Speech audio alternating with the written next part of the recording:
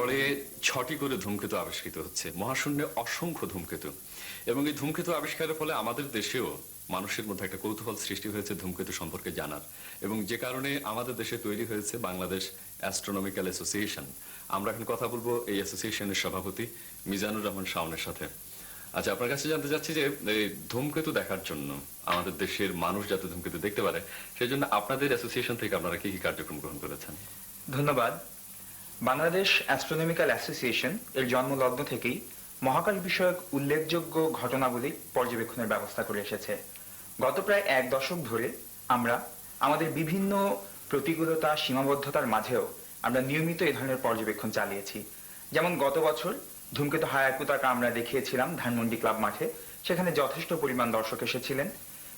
এছাড়াও এর আগে ১৯৯৫ সালে আমরা হিরন পয়েন্টে আরো ২টি বিজ্ঞান সংগঠনের সঙ্গে যৌথভাবে পূর্ণগ্রাস সূর্যগ্রহণ পর্যবেক্ষণ করেছিলাম।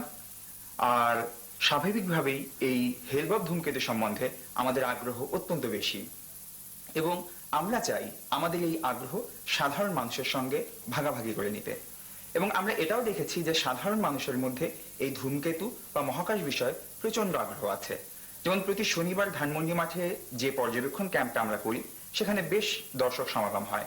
অথবা গত 18ই মার্চ আমরা কলাবাগান ক্লাব মাঠে যে মঙ্গল গ্রহ পর্যবেক্ষণের ক্যাম্প করেছিলাম, তাতে আমাদের হিসেবে প্রায় ৩ থেকে ৪ হাজার দর্শক হয়েছিল।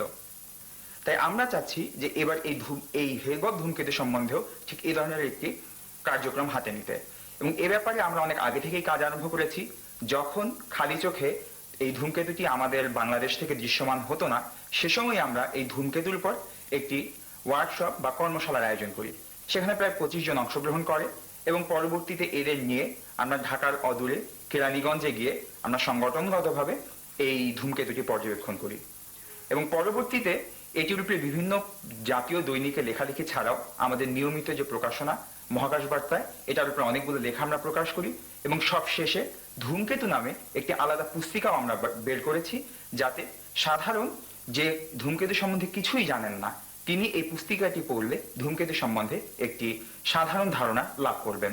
ধূমকেতু কি, ধূমকেতুর পরিণতি কি, এতক্ষণ আমরা সে বিষয়ে শুনেছি।